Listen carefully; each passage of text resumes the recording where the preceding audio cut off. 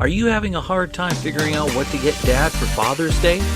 Shop now at sportshistorynetwork.com/row1 and save 15% off your order when you check out Row 1 Brand's Vintage Sports Pictorium Gallery.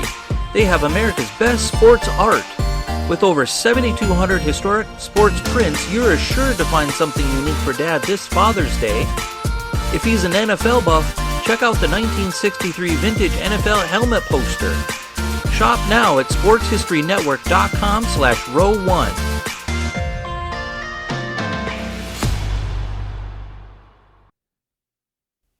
Imagine for a moment, you're a big leaguer. You get the call. You arrive at the stadium in the middle of the game. The clubhouse manager plays a joke on you and leads you to the visitors' bullpen, and they let you have it. Nice joke.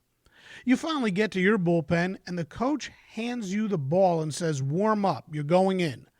Moments later, you trot out to the mound. Your new skipper hands you the ball, calls you by the wrong name, and tells you to get out of the jam. That's the type of career Skip Lockwood had. And next on Sports Forgotten Heroes, Skip Lockwood will be here to tell us that story and more. This is Sports Forgotten Heroes, a tribute to the stars who shaped the games we love to watch and the games we love to play. Stars who provided us with many thrills, but when their time was up, they faded away. We'll take a look back at their spectacular careers, their moments of fame, even if it was just for one season or just one game. And now, here's your host, Warren Rogan. Hello and welcome to Sports Forgotten Heroes. Today, I think a real treat. Former Major League closer Skip Lockwood will join us for a wonderful conversation about his career. Now, Skip was a journeyman reliever, spending most of his time with the New York Mets. For me, I am taking this time to label Lockwood as a hero. After all, I'm a Mets fan. And back in the 70s, as a kid, I never missed a game. And Lockwood was the man out of the pen, coming on to save games for the likes of Seaver, Koosman, and Matlack. Yes, in my eyes, at that time, Lockwood was a hero, and to me, that makes him more than worthy for being my guest today. And Skip also wrote a terrific book filled with great anecdotes, insight, and more. Insight Pitch, My Life as a Major League Closer, published by the good folks at Sports Publishing, an imprint of Sky House Publishing. If you're looking for some light and fun reading, this is definitely for you. Skip was as cocky as they came.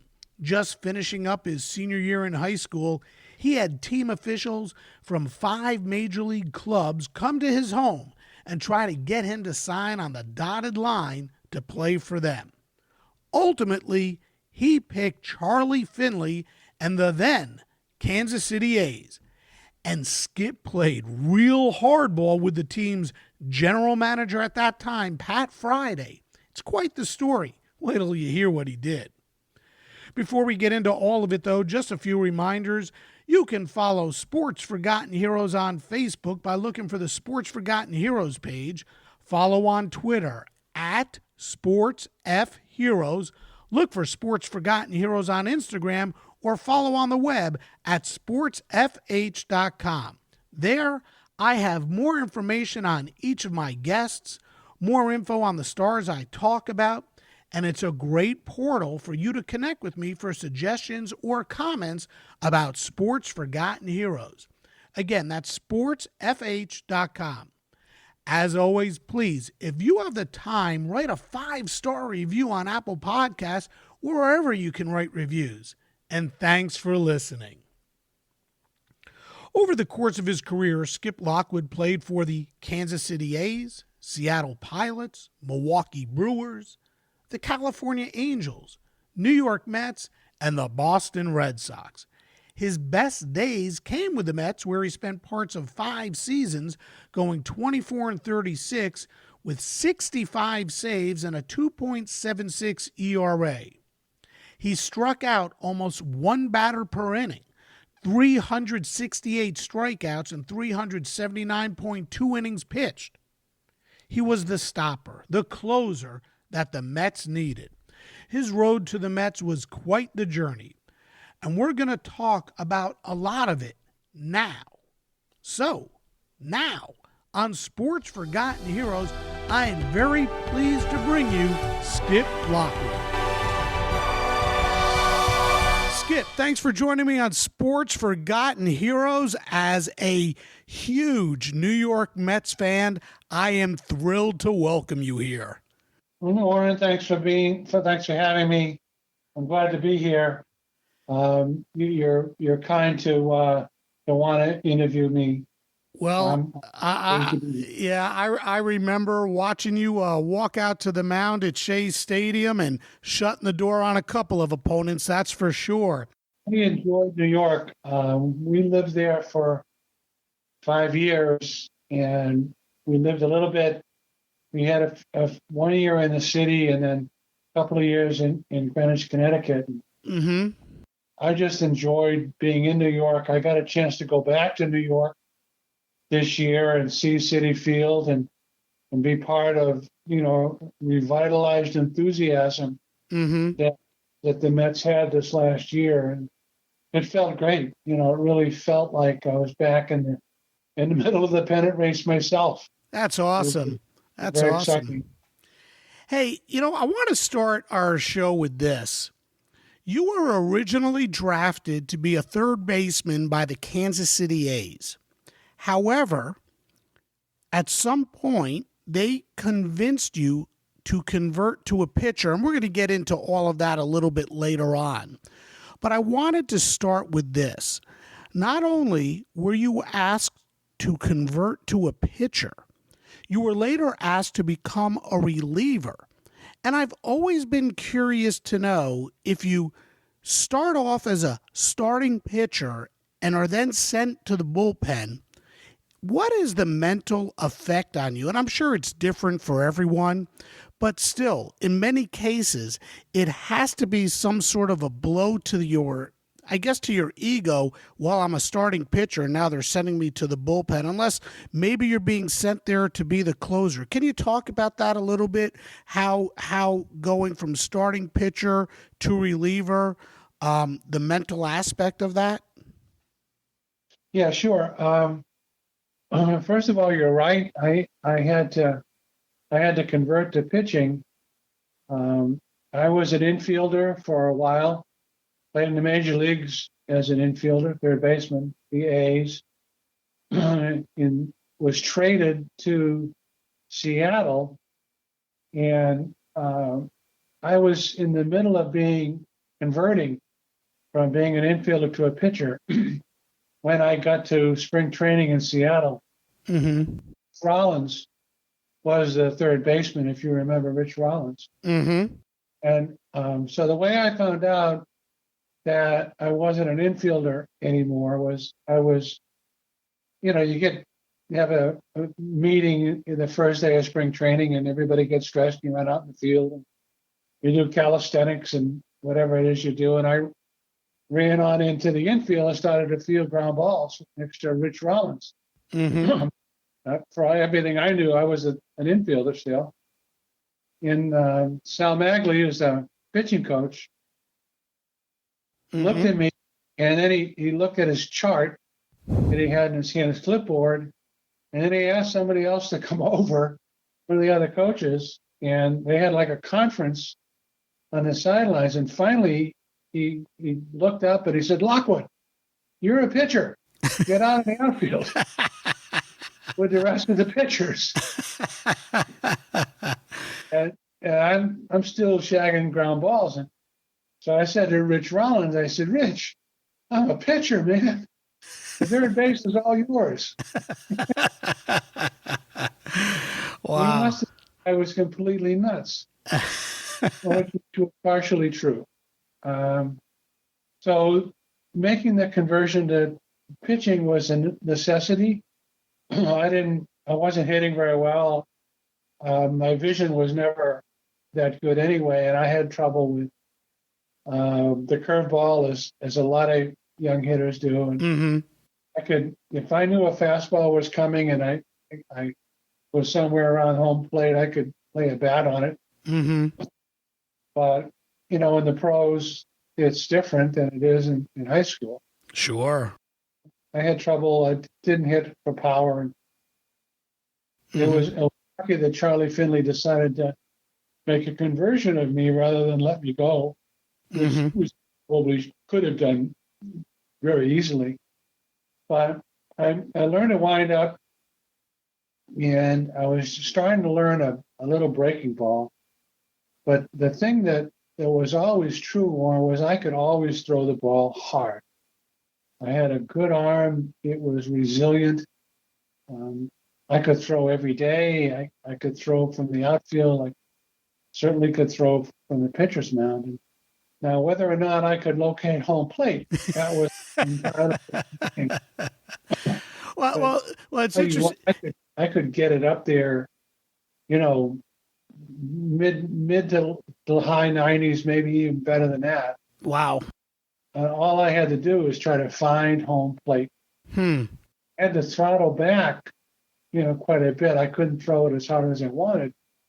In order to be able to pitch, I had to throttle back to, 85, 90%. Mm-hmm. And I had to add a breaking ball. So the hardest for me was trying to be a pitcher 7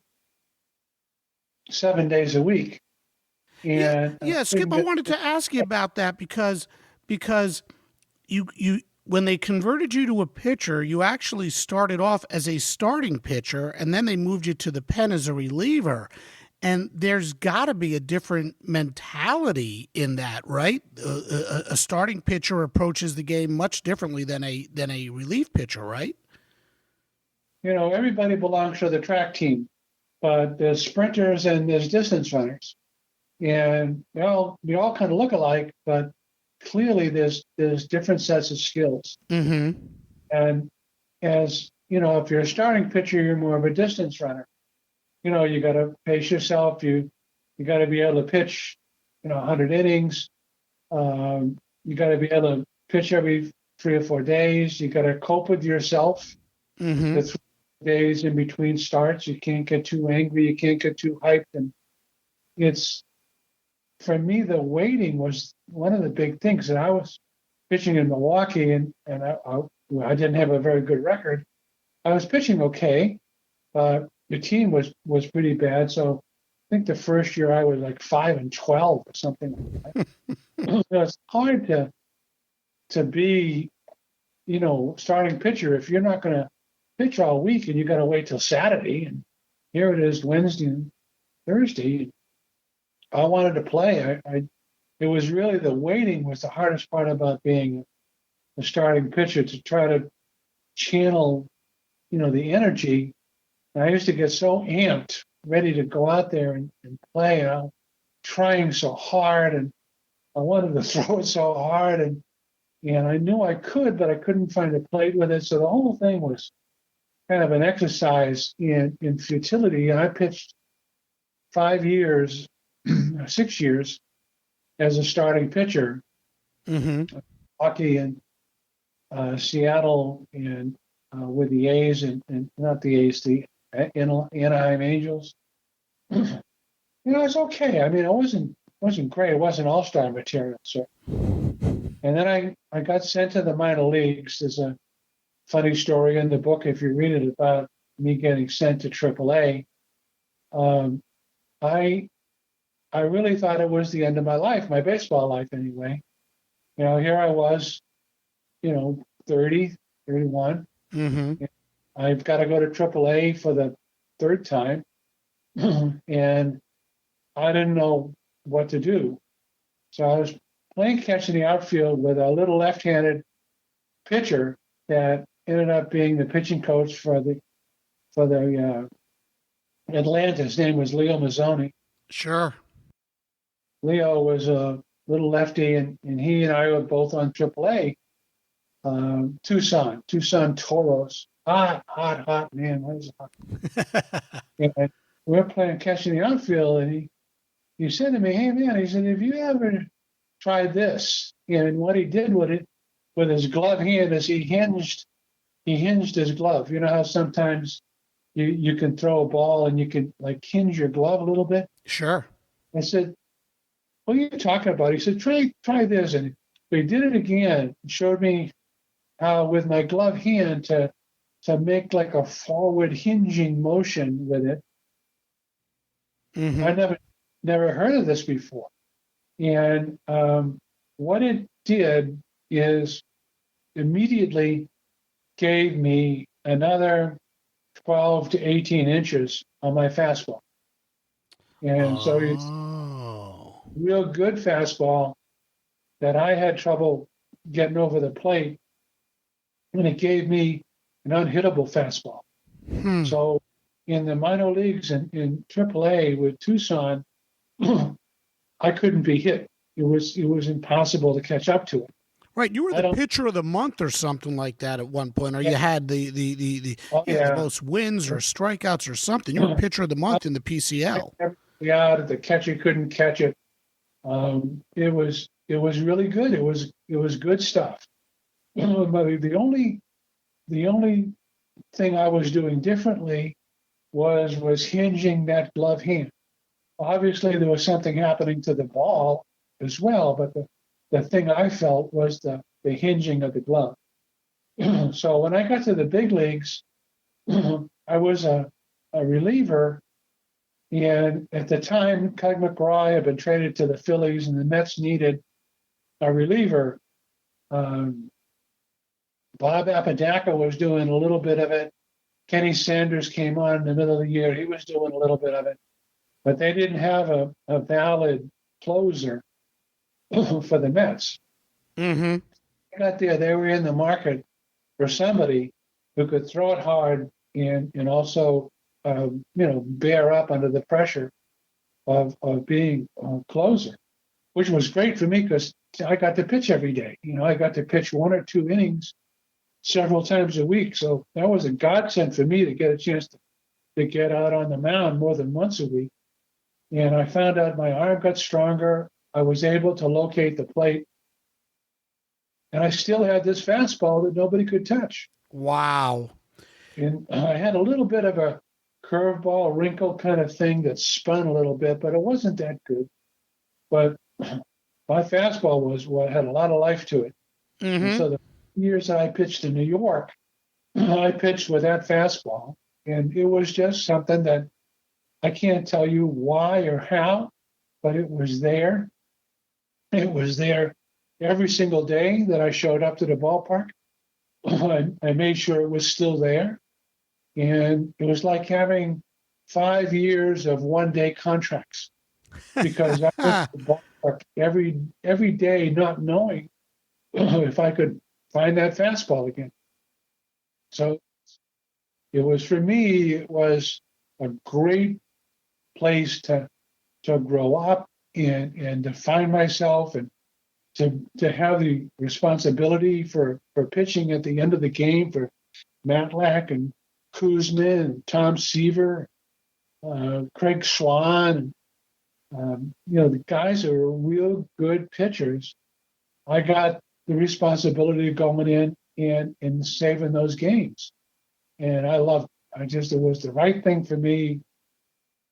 Fastballs stayed with me for a lot longer than I thought.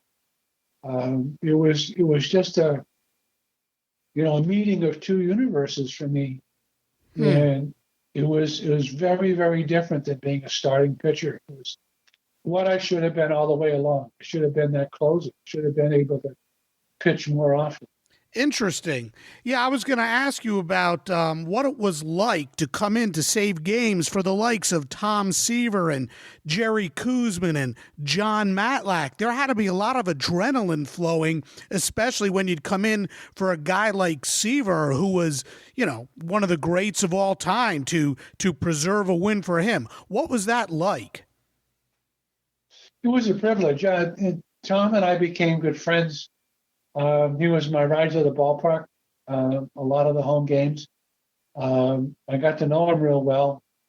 I got to understand as much as I could, how he prepared for the game, and how meticulous he was in everything he did, but certainly his preparation for himself, for what he did, and kind of the calisthenics and the extra work, and his conditioning and his strengthening, and then how he prepared the game, how he went out to the mound. He was a pitcher extraordinaire. He was an artist in a baseball uniform. The best pitcher I have ever seen or ever saw. He knew how to control himself and control the plate and control the game. And so I'm not saying I was in that same category. But what I will say is he expected no less from anybody that came in for him to close the game, to be his closer. He expected that you prepared and that you did the work and you prepared the game and did the extra work and did the extra mileage and the extra sit-ups that he was doing. So I started to expect that of myself. And what I found is that I had the ability to prepare the game before I went out to play, and then visualize what I was doing before I was going to go out and have to do it. And just like he did, he would make mental images, mental notes of how he was going to pitch, how he was going to look, and how it was going to feel and sound. He made all those mental images in his mind. And so I started to do it too, because we would talk about it. And as you know from reading the book, I talk about the discipline and the strength that you can get if you have, I'm going to say, a positive mental image, but it's more than just a positive mental image. It's a mental image of you being successful long before you're actually successful. Yeah, you bring that out a couple of times.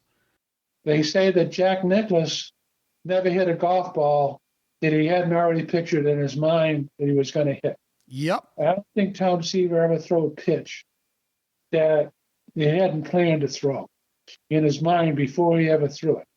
And I certainly wasn't in the same category, but I really tried to prepare the game before I went out there. I tried to think about it. I tried to not only think about the good, but the bad. You know, you asked me what it was like to go out there. It was like standing next to the ocean. You know, the roar and the power of it was very intense. And when you got out there, you had to manage yourself. You couldn't let that overcome you. You couldn't think of yourself as not belonging.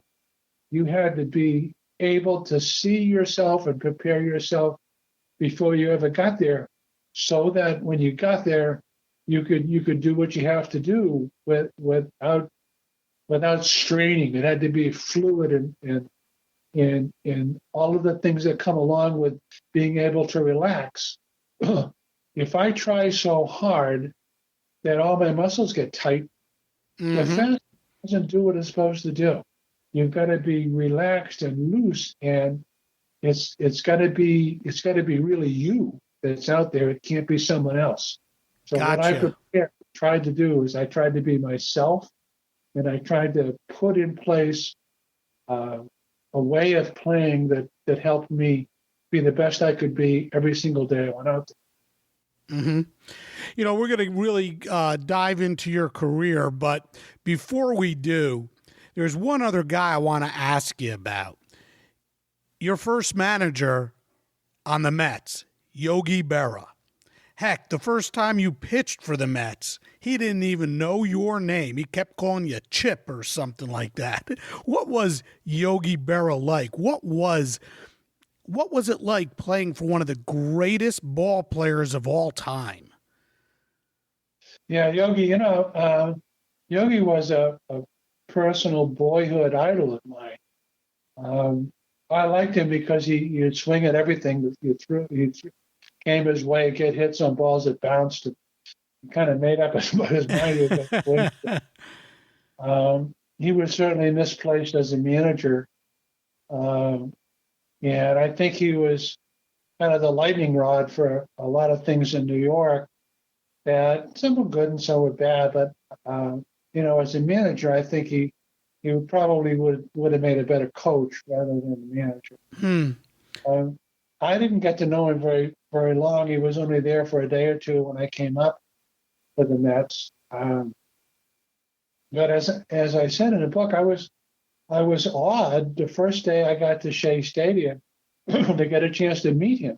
Yeah. So it was not like I met him in the locker room, because I got there in the middle of the game, and I went and got dressed and got to the bullpen and had to immediately warm up, and I got in the game. So here's Yogi Berra is standing on a mound, and I wanted to shake his hand because, but I thought that would look a little weird, so I didn't shake him.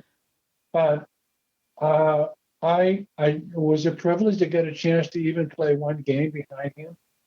Roy McMillan took over for him, and then, as you know, Joe Torre was the player coach for a year, and then took over as manager with the Mets. And I love Joe Torre and everything about him, but I never got to really meet or play for Yogi, as long as I would have liked to. But it was a privilege to be there even a game or two.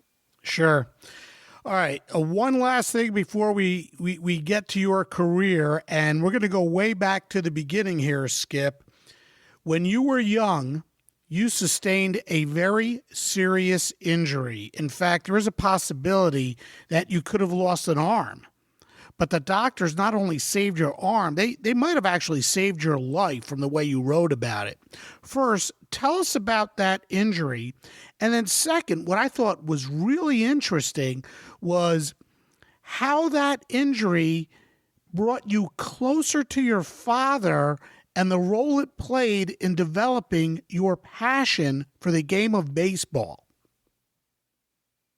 Yeah, I was unfortunate. It was, I think 7 or 7.5, and I went over to one of my relative's house, and I fell through a porch window, and trying to balance myself, and my arm went through a single plate window and came down on top of me, and it did some serious damage to the elbow, inside of the elbow, my right arm.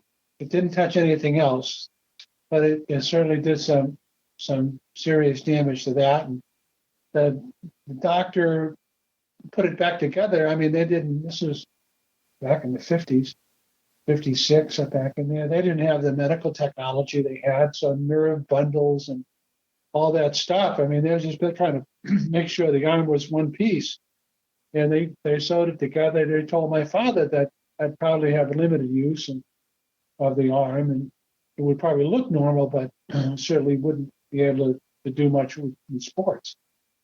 And my dad didn't take that to heart. What he thought is he would buy 2 gloves and a baseball, and at Sears, and he brought them home after the bandages came off my arm.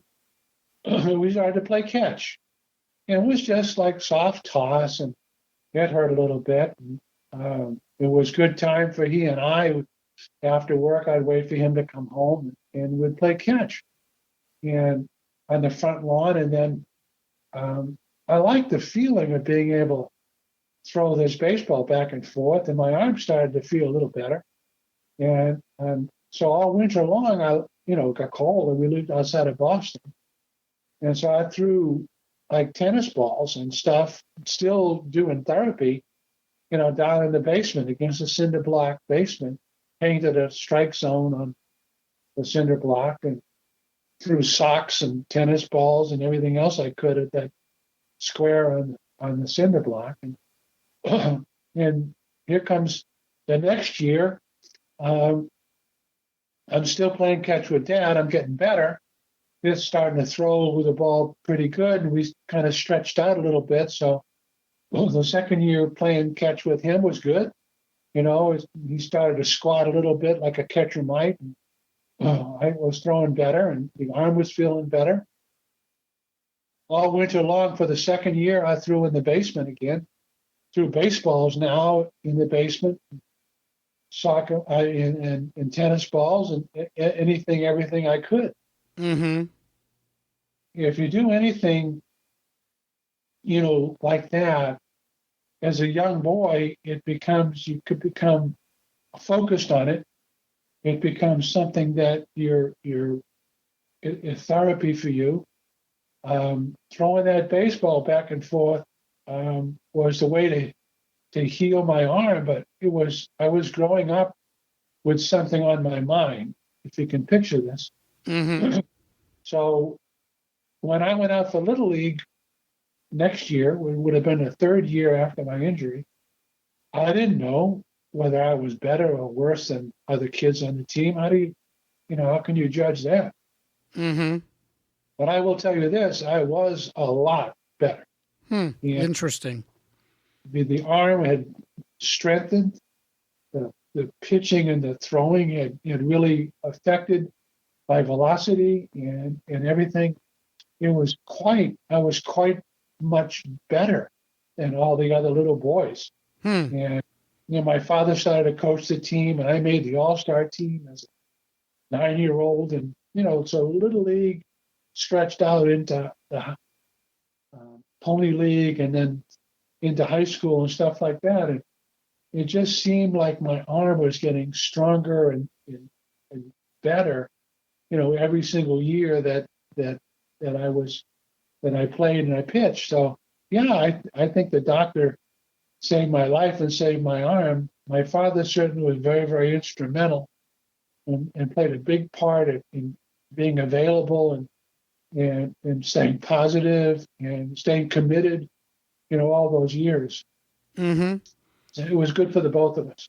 Yeah, it's great how sports can bring a father and son together. I know that my dad and I enjoyed many a day in the ballpark, at the hockey game, the basketball game, watching the Giants in football. It's great the way sports can bring a father and son and a father and daughter, bring a whole family together. It's really a wonderful thing, and it sounds like it was a really good thing. You guys made a great thing out of what could have been an awful tragedy. Yeah, it was. I think, physically, obviously, it was good. Yeah, and I grew up very compulsive about being a better baseball player. It was the thing that I was really committed to. But also, on another level, Little League and baseball in general gave my father and I a language to speak, a way to talk to each other about things that really was hard to talk about. Mm-hmm. If you were scared, or if you were timid, or if you weren't certain about certain things, baseball gave you a language to discuss those things and a way to overcome them, and a way to talk about things that there were things that a father and a son should talk about. But baseball really gave us the way to discuss things in a manner so that we became very close. And of course, he was very proud, but it gave us a way of discussing things that we might never had. Mm-hmm. Well, one of the other things about that is, look, I'm from the Northeast. I grew up in New York, Westchester County, grew up loving the Mets. And I also know that there aren't too many players that make it to the majors from that area of the country. But not only are you from the Northeast, Massachusetts, you caught the eyes of scouts beginning with your sophomore year of high school. So I'm going to mention an event or a name, and I want you to tell us about it. And let's start with the Polo Grounds in New York and that home run you hit. Yeah.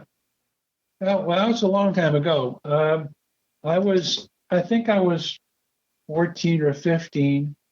I went out for the U.S. All-Star team, which was a stretch by anybody's standards. They had local tryouts in the Park League system around Boston, and they had tryouts for kids that come in, they'd run and play a game.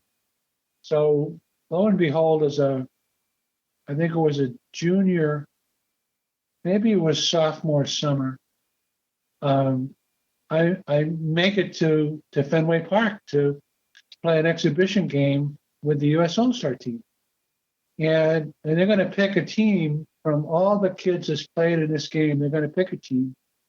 And that team is going to go to New York and play in the Polo Grounds against the New York All-Star team. They called it the U.S. All-Star team.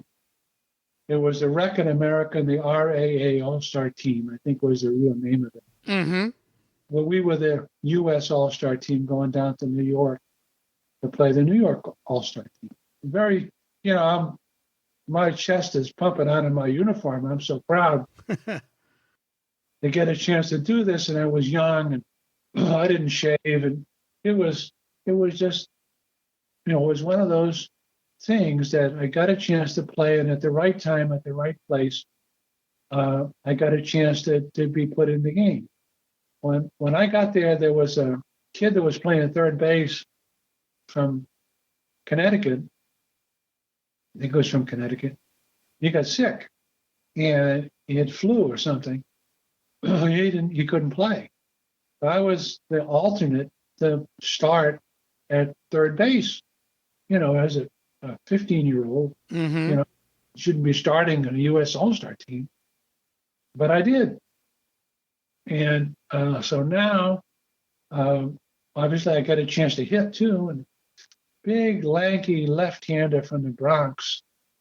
I don't remember who his name was, but he was slated to go pro, and high school player. And I got up, and he lets loose of this slow rolling curveball that bounces in front of home plate. I took it for a ball. So you and I all know what's coming next. He's going to throw a fastball. Sure. And I could hit those fastballs. So I was a little late on it because he was faster than I thought. But I hit it down the right field line and it hit the foul pole in Polo Grounds. And damn thing hit the foul pole, and I got a home run. And I wasn't supposed to be there to begin with.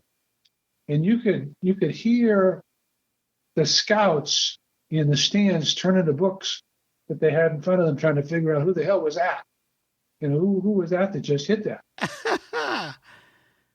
And I ended up getting another hit and stole a base. And after the game was over, my father and I got in the car and came home. And we found out the next day that I had made runner-up MVP for the game. Wow. I wasn't even there. I had gone home. It was a good thing I wasn't MVP because I wouldn't have been able to get to. But what it did is it was lucky, and it gave the scouts they a chance to find me. Now I went to an all-boys Catholic high school. So that was not the place you would normally look for a major league player. And as luck would have it, they started to come in my junior year. I played really good my junior year. I had an outstanding senior year. But it was because the scouts had found me, and they were in attendance, and they were, they'd go to all the games. One scout in particular, you may know, his name was Bill Enos. Mm-hmm. Bill is a legend. He used to scout the Cape League, smoke a big cigar, chew tobacco, spit all over everything in front of him. Bill was famous for saying he scouted places that stamps don't go. And he found me. He found me, a little Catholic school in Boston, and he liked me. And they brought in other people to look to verify what he was looking at. And as it turns out, I signed. Tell us about that day. Now, don't tell me about the contract because I want to ask you about that separately. But tell me about that day. The Polo Grounds leads to people, to scouts, baseball scouts recognizing you, and then you are discovered. And there are several teams that have showed interest in Skip Lockwood. What was that day like when you stayed home and the scouts started to come to your house to make you an offer to play Major League Baseball? I mean, I can't imagine how that feels and the excitement of a day like that. Yeah. Well, again, it was a long time ago. I was a pretty cocky youngster at that point in time. I had won MVP in a couple of different leagues, and I knew I wanted to play. And scouts, we had whispered to my coach, Ronnie Perry from Holy Cross, famous coach, basketball, baseball player, coach at school, had been talking to the scouts, and he told me that they were interested. And of course, nobody knew what kind of money was involved, but I knew that the scouts were interested. And the day that came to sign, this was a year before the draft. So the draft only gave you one team to sign with. The year before the draft in 1964, when I signed, you could talk to as many teams as you want. So we scheduled different teams to come in and talk to me in 45-minute intervals. We started about 9 o'clock in the morning, and we thought that there'd be 5 teams, including the Red Sox, that would come in and want to sign me. So, yeah, I mean, this is a wonderful thing. I didn't sleep all night, and you get up, and this is hopefully the day that you're going to turn pro. My sister comes down with the measles. So now I'm going to sign, and my sister's got the measles. So people can't come in the house. I mean, if you haven't had the measles, you wouldn't want to be in the house. So we're actually, funny as it may sound, we're sitting on the front stoop, on the front porch, on the 3-step walk up into the house where the mailbox is, talking to guys in blue suits that want to sign me. And the car, so the one guy came and he overstayed his welcome for about 15 minutes. So the second car drove up, and we're sitting on the front steps talking to this guy. And so then the second car emptied out, and the scout came in and would talk to him. And again, we're still sitting on the front steps. And the third car would come, and the second guy hadn't left, and we're still on the front steps. And it was so unusual to, if you want me to go into the numbers, I can, but yeah, I mean, here, let's do it. I mean, you were being offered basically $35K by some of these teams, and finally the scout for the Kansas City A's comes along, and he writes $35K on the line in your contract, but you changed it. Tell us about that. Yeah, again, I was a pretty cocky kid at this point in time. I've forgotten the guy's name right now. The general manager from the A's organization had flown in from Kansas City, dark blue suit, had been sitting in the car a while waiting for the steps to clear. And he said, we would like to sign you. And I said, well, to be honest with you, I'd really like to sign. You're the fifth and the last team to come in and talk to me. Well, he said, great. He said, here. He said, what have you been offered? He said, I'll give you whatever you can offer. And I said, I'm going to offer $35,000. He said, okay. He said, and he wrote $35,000 in the place in the contract. There's only two empty spaces in the contract. One was the name, and one was the amount of money. Everything else was the same contract everybody signed. There was no differences in it. Yeah, I think his name was Pat Friday. Pat Friday, right. So Bill Enos, the A scout, and Pat Friday were there, was sitting on the front steps. And my father gets up, because he had been sitting on the front steps too. And he says, Skip, he says, this is a decision that you have to make by yourself. I will not influence it. If you want to play baseball, you have my blessing. If you want to go to college and play baseball after college, you also have my blessing in doing that. It's your decision to make. He got up and left, went inside. I'm looking at Pat Friday, and I said, okay, I'd really like to sign. I said, do you have a pen? I asked him. And he said, absolutely. And so he's in his pocket. He's getting an ink pen out.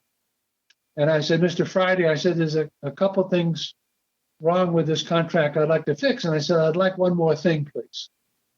So he said, he's kind of curious now about what I'm talking about. And I said, the name that you have on here is Skip Lockwood. That's not my name. It's Claude. So I crossed out Skip, and I wrote my name in there. Mm-hmm. And I said, the one more thing I like, sir, is, and I took his pen and I made a 1. This is a true story. I made a 1 in front of the 35,000. And he didn't know what to do. He didn't. I don't know if he was unprepared or unauthorized, or maybe he was playing a role in being shocked. But he was legitimately taken back, and he didn't know what to say. And I said to him, I want to get $135,000. And he said, well, nobody else has ever signed for that much. You know that, don't you? And I said, I don't care about that. I said, this is my contract. That's what it takes to put me in uniform. And he said, well, I'm not authorized to give that kind of money out. I said, well, how do you get authorized? He said, I got to talk to Charlie. I said, all right. So I said, you've got to come into the house and make a phone call. Come on in. So he kind of took his handkerchief out of his pocket and put it around his mouth because he didn't want the measles. And he came in and made a call to Charlie Finley. And they talked for a little bit. And he said, Charlie wants to talk to you. I'd never met Charlie Finley. He has a southern drawl I heard on the phone, raspy voice. Mm-hmm. Your name's Skip? I said, it is. He said, why the hell should I give you $135,000? I said, Charlie, you want to win a World Series? I will make you a winner. That's why you. Those are exactly what I said to him. And he said, put Friday back on the phone. And I got it. I signed that contract. Wow. And 7 days later, you're in Kansas City or Cleveland or someplace with the A's taking batting practice. Yeah.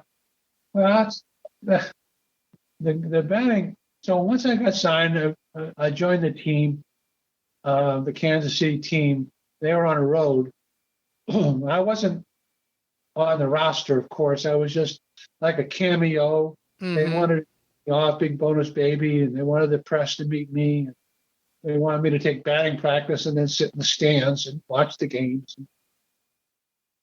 So I did. I think I was there for a week, traveling with the team, and I think they were Detroit, Cleveland, or someplace like that. I don't know.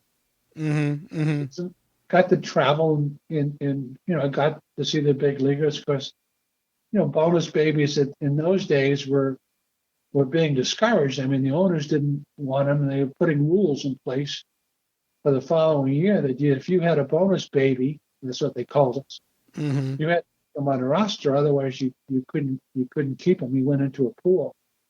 So, as it turns out, I wasn't very well liked, even though I thought I was going to be okay. Guys in the big leagues weren't too happy that I was there. And I got a uniform when I first got to Cleveland, I think it was. Didn't fit too good. I hit batting practice with one of the bats. I didn't have my own bat, so I had some kind of a clunker old bat that I got out of the rack.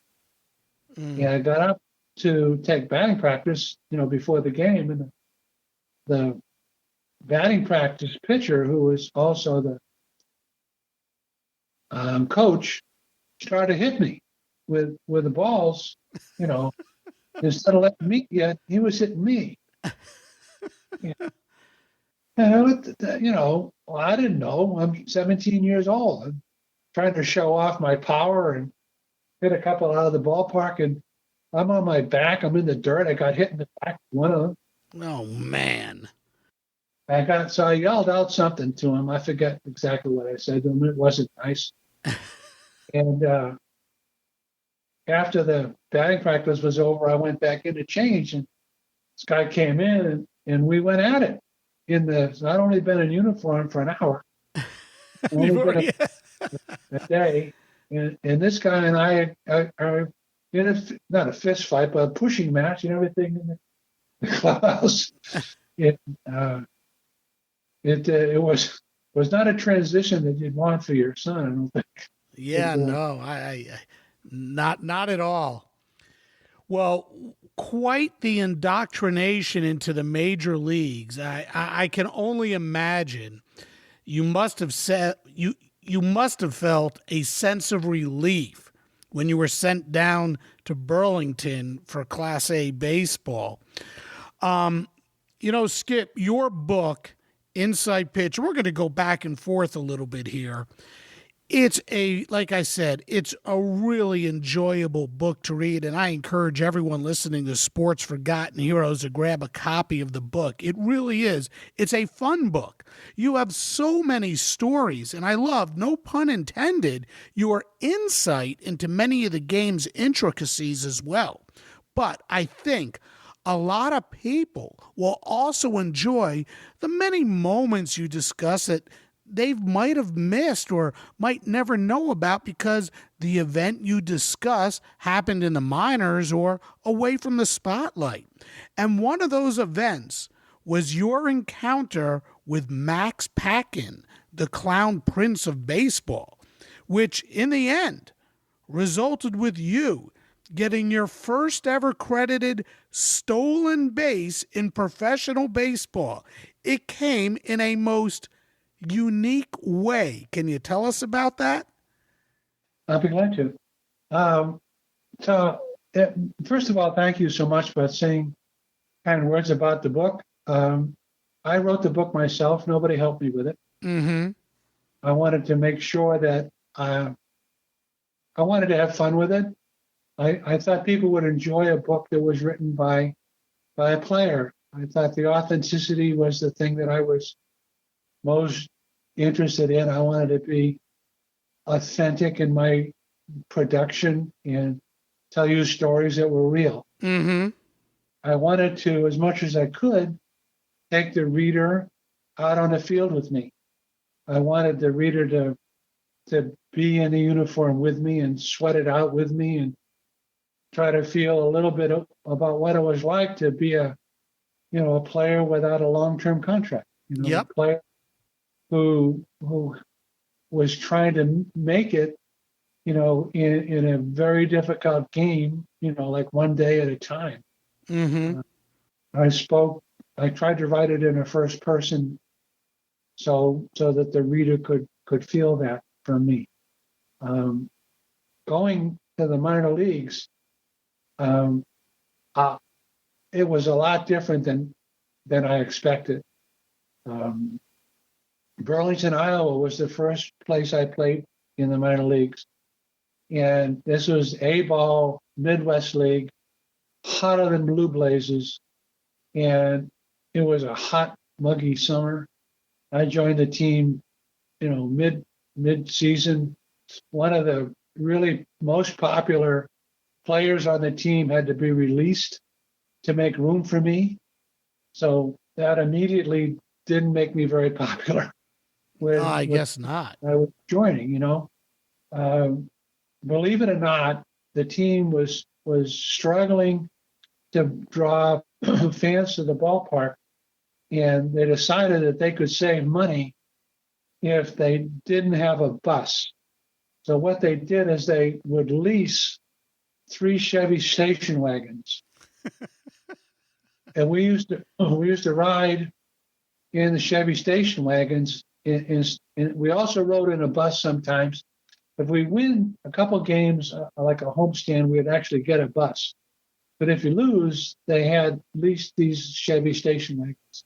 Oh, my God. So if you were a rookie, like I was, you got the back seat facing backwards. Oh. And if you were the losing pitcher, in the second car, you got the back seat facing backwards. Oh. And then in the era to lose the game, you got the third car facing backwards. Ugh. So, and we were traveling 10 hours, 12 hours sometimes to get from one place to another. So when I first got to the back seat, my first trip, my back was to some guy who was sitting in the second seat, 3 across. I said to him, what is this bucket for in the back of the seat back here? He said, you'll get to know what that bucket's for pretty soon. And he was right. I found out. Yeah. Not fun. And we played all across the Midwest, Burlington, Waterloo, Cedar Rapids, Quincy, all around the upper Midwest, I guess you would call it. And one day I got to the ballpark, and they had trying to, I think it was Decatur, Dubuque or someplace. They had sold out. They had a better than average crowd because the crown prince of baseball was coming to entertain the people. And he was going to be a coach for an inning, and he's going to wear a uniform. And he had a question mark for a number. His name was Max Patkin. And he was famous, and he used to barnstorm around different games. And he had like a routine that he would go through. And he'd make fun of the players and make fun of the coaches. And he was a funny, comical guy. And so he got in, he was going to coach, I think, the third inning. And I was coming to bat in the third inning. And when I got up to bat, he was scratching himself and clucking like a turkey and doing all kinds of weird things down the third base coaching box. And some of them were risque. And so anyway, all I wanted to do is not to make a fool of myself with this clown prince of baseball. So I ended up getting a base hit. Got on first base and fastball. I ended up on second base. So he's delighted now that there's somebody on second base that he can coach. Mm-hmm. Over on third base, and he calls timeout. Well, nobody granted him any timeout. He just starts walking out towards the shortstop area, and he motions to me to come over. So the shortstop, he steps back, and the third baseman, they're both in left field laughing at this guy's hilarious. baggy pants and making all kinds of gestures and everything. So we're having a meeting, he and I, near shortstop. He's telling me all kinds of things and pointing to the sky and pointing to his crotch. And he's, God. So he said, listen to me. He says, when we break up, he said, I'm going to go to second base. He said, you walk to third. Just where I was. So I said, okay. So we break up. He goes to second base. I walk over to third. Step on the bag. And the umpire says, safe. When I step on the bag. And now there's an argument. So the shortstop now realized, third baseman realized that I had stolen third base walking. And the managers got into an argument, and umpires got into an argument, and Max was trying to worm his way underneath the argument to get into the middle of the argument. But you got a stolen base out of it. A stolen base, my first stolen base was walking. Unbelievable.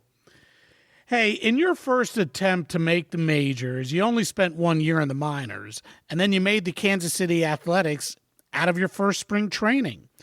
The A's, again, a lot of stories in your book about Charlie Finley, who is the owner of the team. He ran a lot of promotions to help put fannies in the seats. But before we get to some of them, I'd like for you to tell us about your encounter with one of the greatest track athletes of all time, a guy who, incidentally, I spoke about on Sports Forgotten Heroes just a few episodes ago during a show I did about Oscar Charleston. But you met this guy many years later after Oscar knew him in the outfield while you were doing some running. Yeah, well, I met a couple of people that were quite extraordinary. The A's were starving for attendance.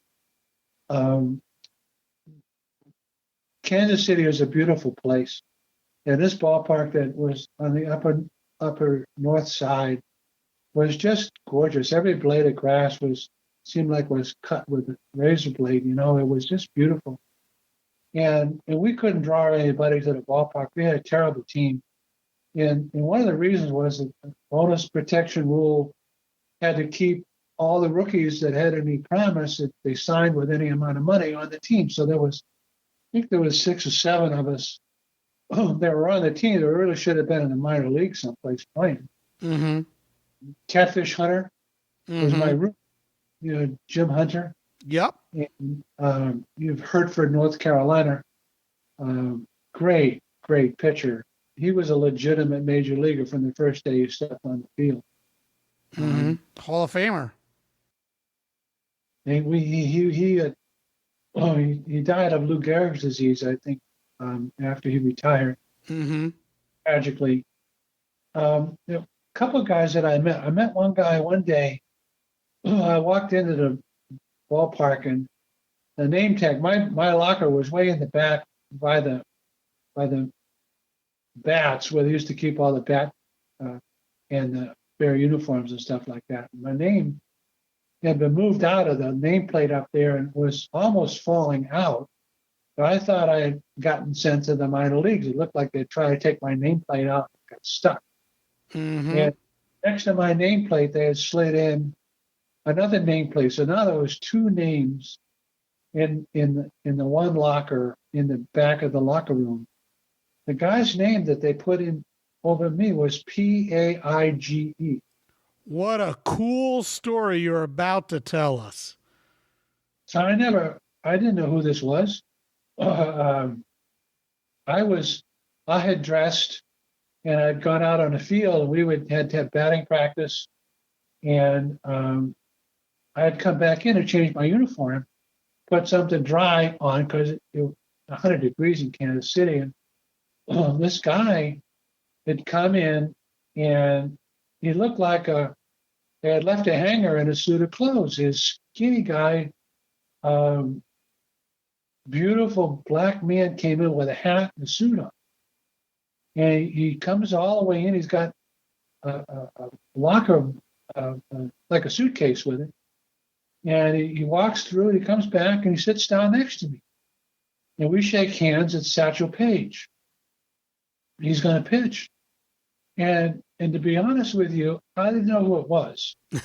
And I didn't know what he was going to do. I didn't know that he was going to pitch in the game.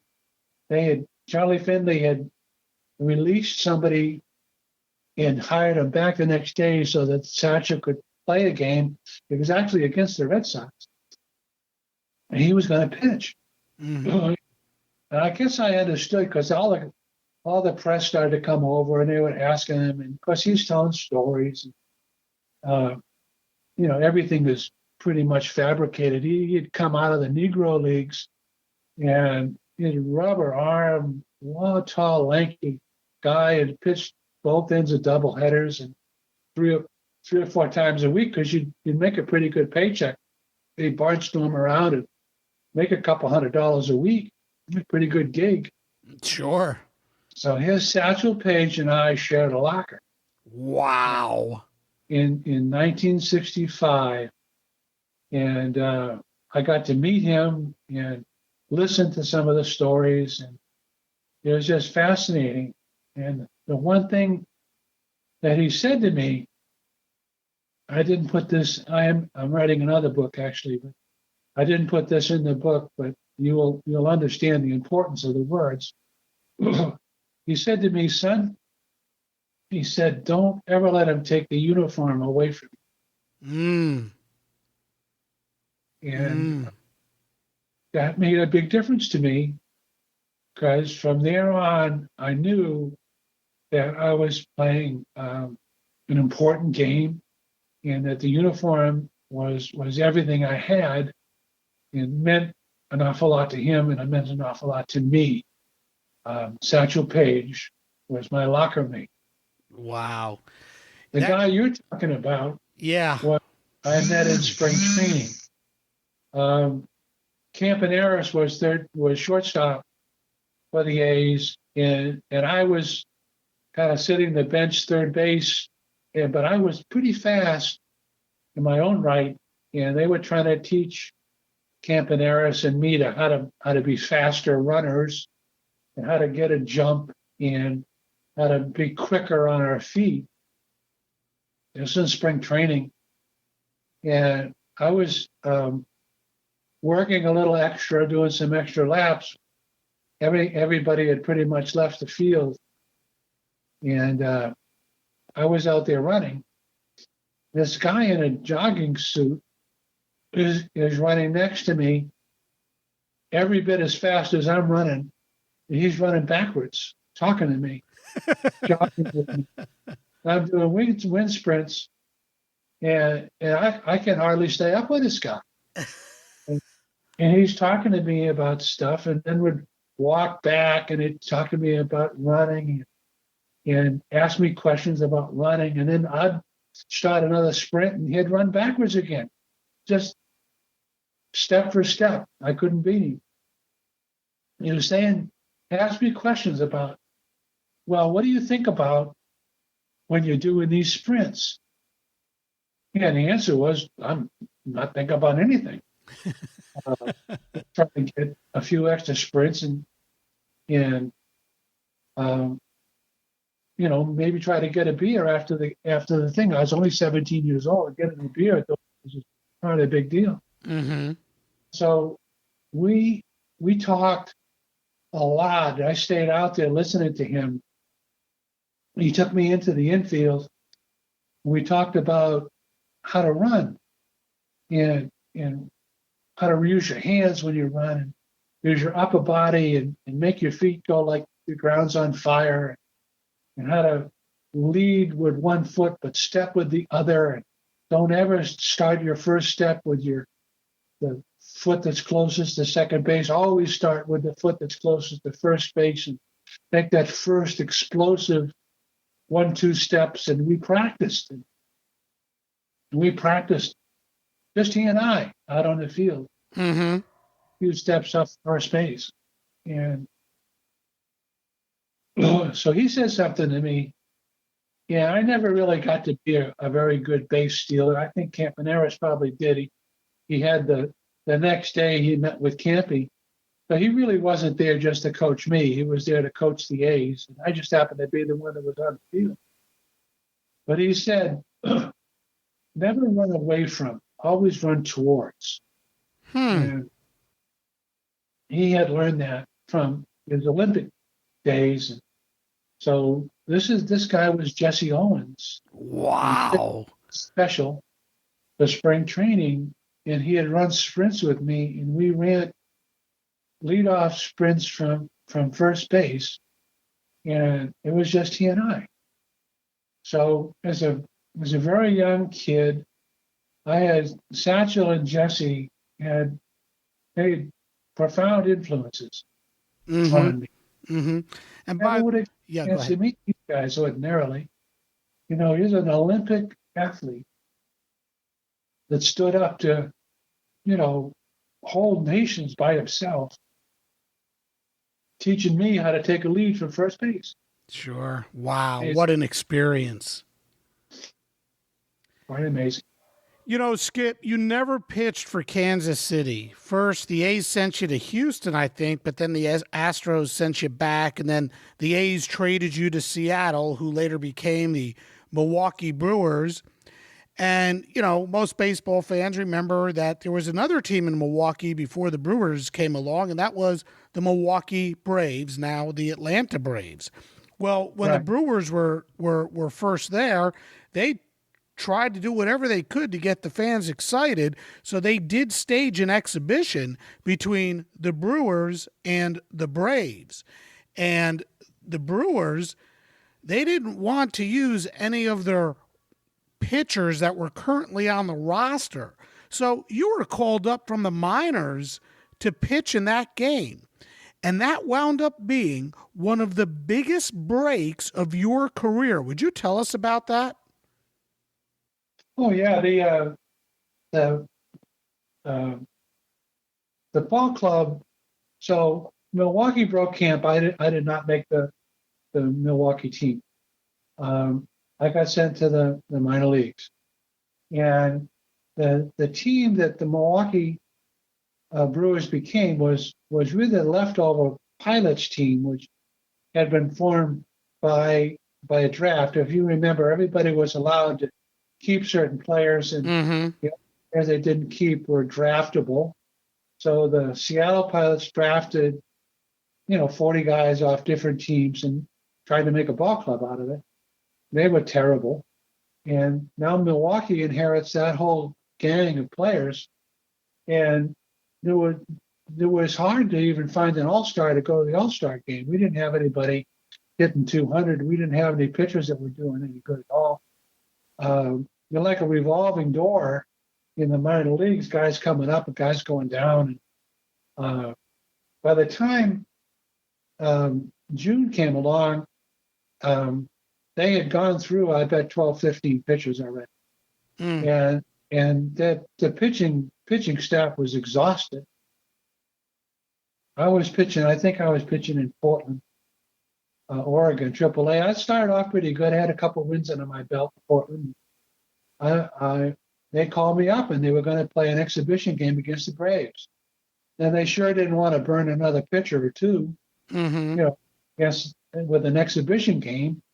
And so they sent me a round trip ticket. I was supposed to come in and pitch it and go back to Portland, the following day. And so I didn't think much of it coming up to pitch an exhibition game. I'm not on the roster really. And I got to Milwaukee. They're playing the Braves. I didn't know they were playing the Braves. They're playing against Cepeda and Aaron. These were boyhood idols of mine. Now, I didn't know they were playing against the Atlanta Ball Club. I didn't know that till I got to the stadium. And so now, I get in a uniform, I warm up, and here comes the hardest hitting team you've ever seen in your life. Hank Aaron's at home plate. Cepeda's coming up. oh man, for me, it was, I was shaking in my boots. But as luck would have it, I pitched a good game. I don't think I pitched a complete game, but I pitched a good game, and I actually hit a home run during the game. Wow. In the fifth inning. And so, as luck would have it, the team kept me. And so I stayed with the team 1970. But you've got to understand that I was supposed to come up and then go back. So I didn't have clothes. My car was still in Portland. I didn't have a hotel reservation. I didn't have anything. I was there for one day and supposed to go back. Well, yeah, I guess sometimes not knowing what kind of pressure you're really going to be in helps you be a little bit looser too. I look back at my career, Warren. I think, there was a number of times in my career that things just sort of happened. I don't know why they happened. Mm-hmm. It probably never would happen again, but they did. And I was lucky in many situations, but I was also, I don't know how you'd say it, I was determined. Mm-hmm. I was lucky as a kid, but I was very determined. Mm-hmm. And it's like writing this book. I started writing this book, and I was determined that I was going to write every word and that I was going to finish it. Mm-hmm. And I did. Yep, you sure did. And again, it's a great book. Now, Skip, over the course of your career, you played for the Kansas City A's, the Seattle Pilots, the Milwaukee Brewers. You spent a spring training with the New York Yankees, who, by the way, released you despite you having an outstanding spring. Then you went on to the Mets and the Red Sox. And yet there was one character who you refer to throughout the book, and he shows up a few times during your career, a guy who we've mentioned before, Charlie Finley. He helped you a lot. Tell us about the man and why you felt comfortable dealing with him even when you weren't playing for him. Well, you might have gone back to that first phone call. When I first signed and talked to Charlie on the phone, he was a man of very few words, very colorful character. If you remember him, he always had a hat on, Mm-hmm. and he was like Bill Veeck. He was a salesman. He was an insurance guy. Tried to change the color of the baseballs, tried to move the fences in and out. Had Miss Universe for a Batgirl. He was a guy that was really before his time. He was a colorful guy. Charlie Finley, the mule, used to travel with the team. Charlie O, they called the mule. He had sheep in the outfield. He had Farmer's Day in Kansas City that was hilarious. Yeah, it was like he had a zoo there. He had a menagerie of animals, and he tried everything he could think of to make the game a better game, more colorful, get more people coming to the game. A lot like Bill Veeck in many ways. I had gotten released by the Yankees, and to your point, I had a pretty good spring, and I didn't know what to do. I didn't know. I was in the hotel, and the team had called me, and they said, "We're going to release you. We need to have you come in and sign the paperwork." The next day. So I said, okay. I was despondent. I didn't know what to do or say. So I had one good friend that I knew I thought would return my phone call. So I called Charlie Finley. And he got right back to me. And he said, they're going to release you. I said, yes, sir, they are. He said, why? I said, I don't know. I pitched pretty good. Dick Tidrow is going to get the 10th position at pitcher, and they're going to send me out for options. Mm-hmm. Okay, he said, okay. He said, don't do that. He said, I want you. He said, where are you now? So I told him I was at the hotel. He said, okay. He said, you go and you get yourself, leave your luggage and everything there. I'll have it sent to you. He said, I want you to get on a plane and I want you to fly to Phoenix. He said, I'll make reservations at a Holiday Inn under the name Jones. And he said, you're to fly to Phoenix and don't tell anybody. He said, I will call you, as my word is of honor. I will call you in a week. Mm-hmm. And what's going on? So I ask you, Warren, would you do it or would you not do it? Of course. I mean, this guy is taking care of me, and I did. yeah, I did. mean, yeah, you have Got to. on the plane. I flew. I got to the hotel. I had reservation, my name. And he called me and he said, okay. What happened is, he said, they didn't get the right paperwork signed. I was able to get you for an option price that they had to pay me to get your contract. He said, I didn't get very much money for you, but he said, I do appreciate you doing what I told you to do. And he got to stick it to the Yankees too. Yeah. He said, if you pitch well, he said, you have my word, I'll put you back in the big leagues again. So I said, okay. What are you going to do with me now? He said, I'm going to put you in a Montreal affiliate in Tucson with the Tucson Toros. And he said, if you pitch good, he said, I'm going to put you in the National League, because he said, I don't want you back in the American League if you're going to hurt me. But he said, you have my word that I'll put you back in the big leagues. So as it turns out, I met Liam Mazzoni, got a new fastball, leading the league in strikeouts, even out of the bullpen. I really was putting together some good numbers. Yep. And just true story, I had celebrated a little bit too hard after I got my 16th save with Tucson. And I happened to be in Phoenix at the time, and with my wife, and the phone rang early in the morning, too early for me because I had a beer or two. It's Charlie Finley. He's on the phone. I couldn't come to the phone. I was in the bathroom.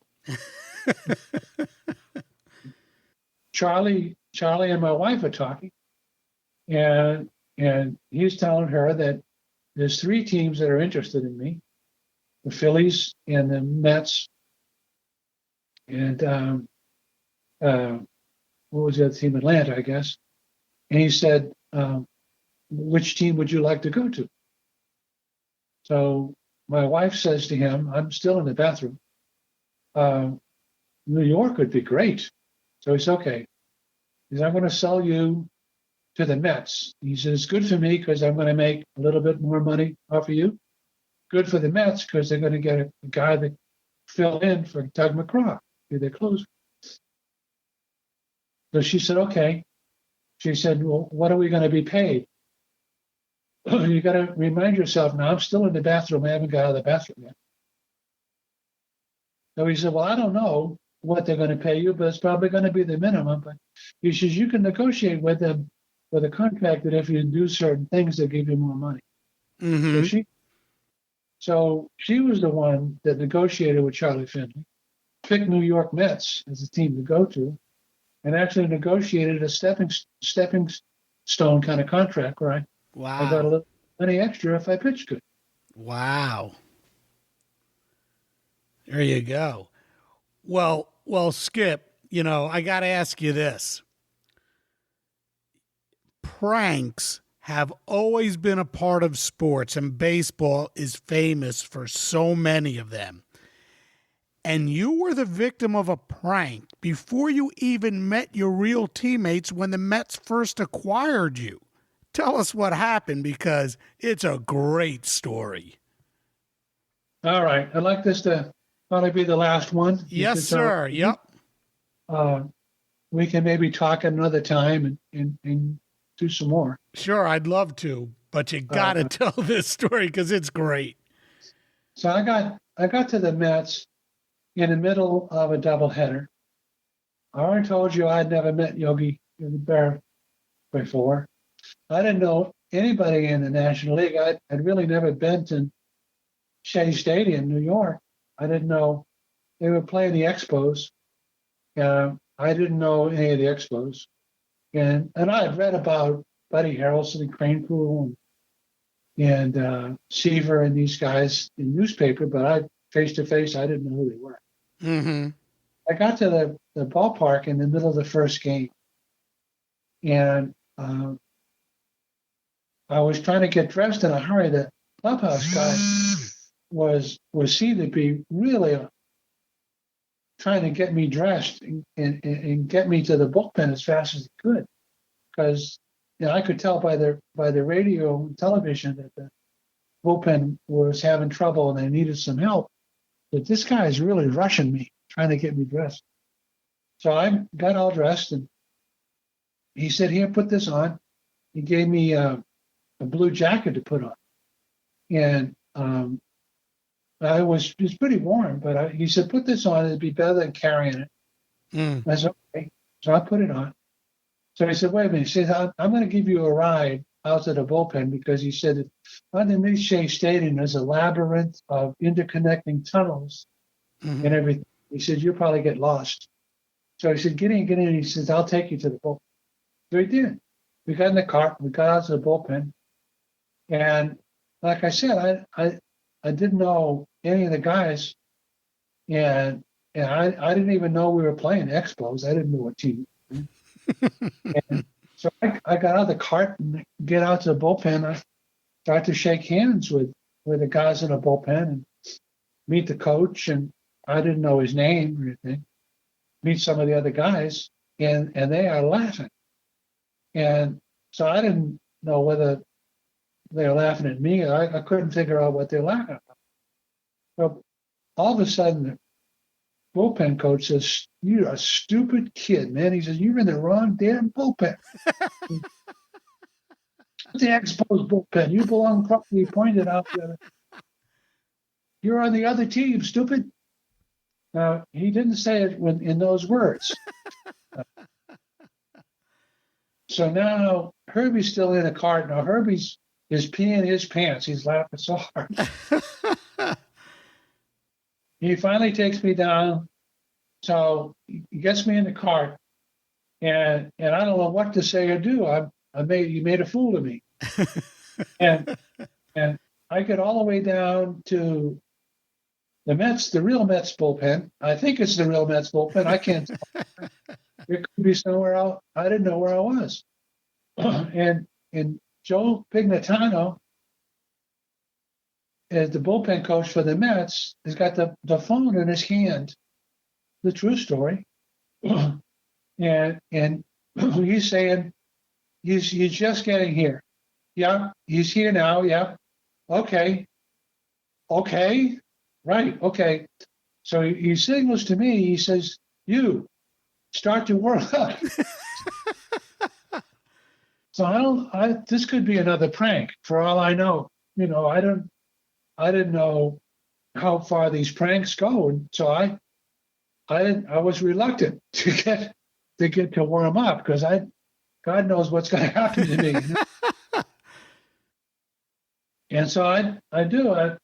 I warm up, and I start to warm up, and I step, and I'm looking for a rosin bag on one of the two warm-up mounts, and Pignatano says, "Look out!" And I almost stepped on a zucchini. So he's thrown a garden out in the back of the bullpen, and one of the zucchinis it was a big zucchini, had fallen out and was pretty close to the mound that I was loosening up on. So, Warren, I can't tell you. So I was 10 minutes before, I was in the wrong bullpen. Now I think I'm in the right bullpen, and they're going to put me in the damn game. And I gotta step over a zucchini to get loose.